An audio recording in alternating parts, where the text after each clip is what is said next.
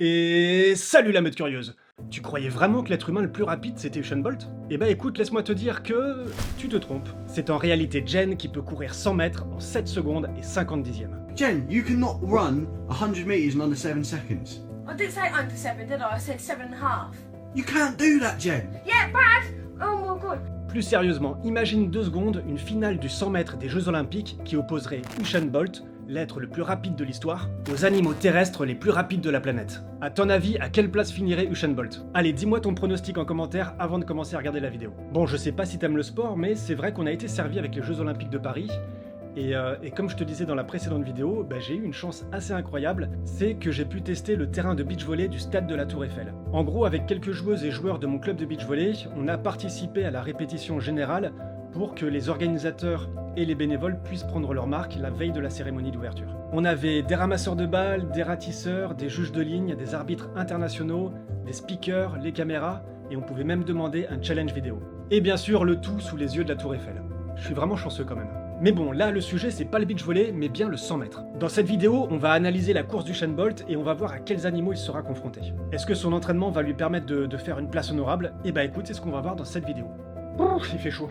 Mais bien sûr, avant, n'oublie pas de mettre le coup de griffe bleue pour liker la vidéo, de lâcher ton petit commentaire et de me suivre sur Instagram, la meute curieuse. Et bah voilà, on va pouvoir y aller. Et sans plus tarder, analysons tout de suite le 100 mètres d'Usain Bolt contre les animaux les plus rapides de la planète.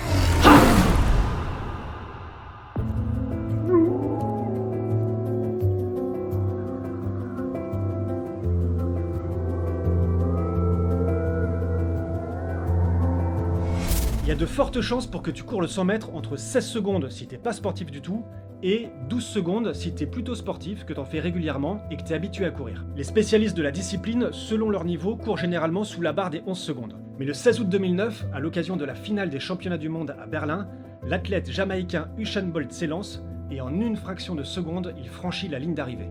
Enfin, une fraction de seconde, j'exagère un peu. 9 secondes 58. Cette course légendaire va entrer dans l'histoire. Jamais, de mémoire d'homme, un être humain n'avait couru aussi vite. Sa vitesse moyenne sur cette course est de 37,58 km/h avec une pointe à plus de 44 km/h. C'est colossal. Et pourtant à la base, Usain Bolt, il n'était pas forcément avantagé pour être un spécialiste du 100 mètres. Son handicap principal, c'est sa taille. Il est très grand, il mesure 1,95 m, ce qui facilite pas son explosivité face à des athlètes plus petits mais aussi plus toniques. Mais grâce à l'entraînement et à une analyse précise de sa foulée, il fera de sa taille un atout majeur dans la suite de sa carrière. J'avais vu il y a longtemps une vidéo qui m'avait marqué où Usain Bolt analysait de façon très précise sa course sur 100 mètres. Il nous décrit mètre après mètre ses points forts mais aussi ses faiblesses. Voici comment il décrit son début de course. Pour moi, le temps de réaction, c'est la clé, car j'ai des départs assez moyens. Si je jaillis vite, je peux bien me placer dans la course, même si mes premières foulées ne sont pas rapides. Donc c'est à cet endroit précis que sa taille lui fait défaut, parce que il est moins explosif qu'un athlète plus petit avec des segments plus courts. Mais du coup, il compense ce désavantage avec son temps de réaction très rapide. Pour le départ, la technique, elle joue un rôle vraiment très important. Les athlètes, ils répètent des milliers de fois pour avoir le bon timing, le bon placement de pied, la bonne poussée. Jusqu'aux 30 mètres, c'est ma phase de poussée. Je reste penché en avant, la tête baissée, et je pousse. Cet instant, la puissance musculaire, elle joue un rôle primordial. Tout au long de sa carrière, Usain Bolt, il a suivi un entraînement extrêmement difficile, là où on aurait probablement tous abandonné. Musculation ciblée, course lestée, explosivité avec la résistance de l'eau. Après les 30 mètres, il commence à se redresser, à lever les genoux hauts et à relâcher les épaules. Il approche alors de sa vitesse de pointe. Une des choses qui m'impressionne le plus avec les athlètes de haut niveau, c'est cette capacité qu'ils ont à fournir une quantité colossale d'énergie, de puissance, tout en étant relâchés. Il n'y a vraiment que le travail et la répétition qui peut permettre d'acquérir une telle capacité. À 50 mètres, je jette un coup d'œil à gauche, à droite, pour voir où je suis placé. J'écoute quelquefois la foule et les encouragements. C'est incroyable quand même de se dire que même pendant cet effort intense, il a cette capacité à dissocier son attention, sa concentration avec les encouragements de la foule. Moi je pensais qu'ils étaient dans une sorte de tunnel de concentration uniquement ciblé sur leur technique et sur la ligne d'arrivée. Faut croire que non, j'avais tort. Aux 60 mètres, je deviens une bête. C'est là que je commence à dominer la course. La plupart du temps, je sais aux 60 ou aux 70 mètres si je vais gagner ou non, parce que les 40 derniers mètres, c'est mon point fort. À 10 mètres, je sais si je vais gagner, parce que sur 10 mètres, tu me rattraperas pas. Aussi déterminé et préparé que tu sois, tu me rattraperas jamais. parce qu'à 10 mètres, j'ai plus que 3 foulées et demie à faire pour atteindre la ligne d'arrivée. Usain Bolt, il va faire face à du lourd sur cette course. Ça va être des adversaires redoutables et ça promet d'être la course la plus rapide de l'histoire. Au couloir numéro 1, on va retrouver le lévrier Greyhound. Couloir numéro 2, le lièvre brun. À côté de lui, un adversaire bien plus grand, le Quarter Horse. Dans le couloir numéro 4, le redoutable guépard. À côté de lui, le Springbok. Au couloir 6, nous retrouvons l'autruche d'Afrique. À sa droite, bien évidemment, le puissant lion. Et enfin, au couloir numéro 8, notre représentant, Usain Bolt. Alors bien sûr, je te laisse faire ton pronostic dans les commentaires avant de regarder la course. T'es prêt ?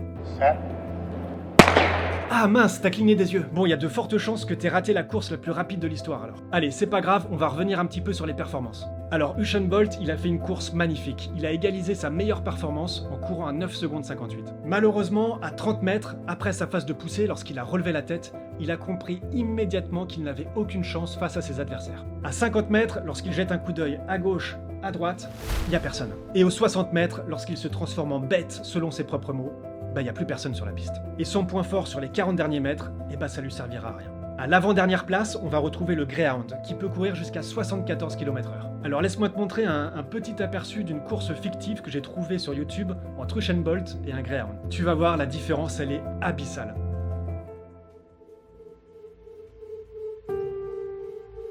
Les Greyhounds, ils ont un corps aérodynamique, ils sont extrêmement explosifs. Ils peuvent atteindre leur vitesse de pointe en 3 secondes. Et je peux te confirmer que la puissance dégagée par les lévriers, elle est juste phénoménale. Pour la petite anecdote, j'avais une Whippet avant, c'est un lévrier un peu plus petit qu'un Greyhound, et juste la voir courir sur le sable ou sur l'herbe, c'était un vrai bonheur. En 6ème position, on va retrouver le plus petit des participants, c'est le lièvre brun. Ils ont des pattes arrière extrêmement puissantes qui leur permettent de courir jusqu'à 80 km/h pour échapper à leurs prédateurs. À la 5ème place, il va y avoir le lion. On a tendance à l'oublier, mais sa vitesse, elle est phénoménale. Sa puissance hors du commun lui permet de dépasser les 80 km/h.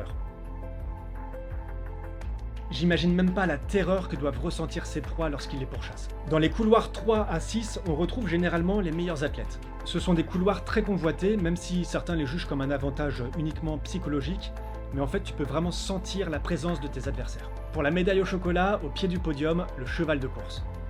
Il a longtemps concouru pour les courses de chevaux sur de courtes distances. Aujourd'hui, il est davantage utilisé dans l'agriculture et le gardiennage de bétail. Mais ses qualités physiques sont remarquables.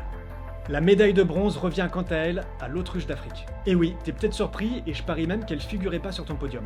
Elle a une vitesse moyenne de 70 km/h, mais elle peut faire des pointes sur de très courtes distances jusqu'à 97 km/h. C'est abusé. À la seconde place, le Springbok. Alors j'ai mis que cette espèce d'antilope qui est la plus rapide, parce que franchement si j'avais dû mettre toutes les autres, on n'aurait pas eu beaucoup d'autres espèces animales tellement elles sont rapides. Le Springbok, il peut maintenir une vitesse de 115 km/h sur 400 mètres. C'est totalement indécent. Il peut même faire des bonds de 15 mètres de long et 4 mètres de hauteur.